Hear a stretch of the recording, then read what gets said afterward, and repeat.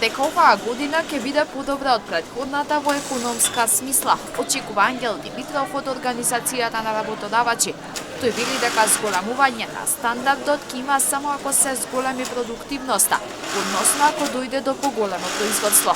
Посочува и дека очекува да има намалување на инфлацијата, што значи дека ќе треба да почне да се размислува како да се подобри економијата. Јас очекувам дека ќе биде малку подобро од оваа година, особено ако се предвиди дека инфлацијата навистина почнува да се смирува. Очекувам дека и на некои цени кои беа замрзнати да се одмрзнат, бидејќи тоа е лошо за економијата и за квалитетот и за понудата на овие производи.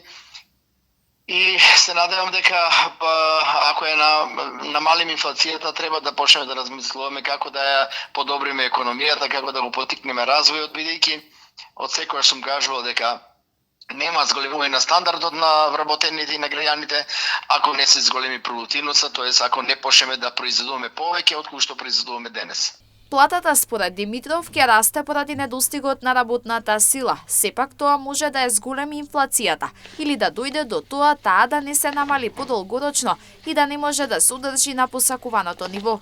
Мислам дека платата и понатаму ќе расте и тоа не толку заради зголемување на минималната плата, туку особено поради недостигот на работна сила во скоро сите сектори.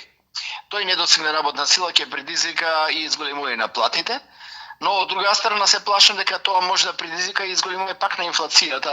Минатата година ја одбележаа големиот број протести. Според Димитров, тоа е поради зголемувањето на минималната плата, а неможноста да се зголемат и другите плати, особено во јавниот сектор. Ако не го земеме она предвид замрзнување на цените и борбата со инфлацијата, мислам дека друга карактеристика за оваа година беше, како вие што спомнате, поголем број на протести од разни синдикати, работнички движења и така натаму, кои беа предизвикани најмногу во јавниот сектор.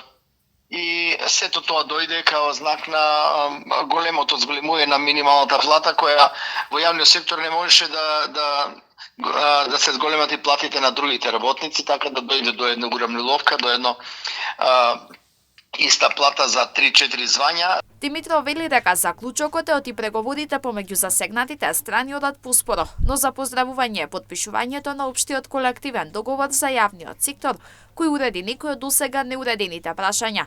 Сепак, вели тој, дел од прашањата ќе лепдат и ќе бидат отворени и оваа година.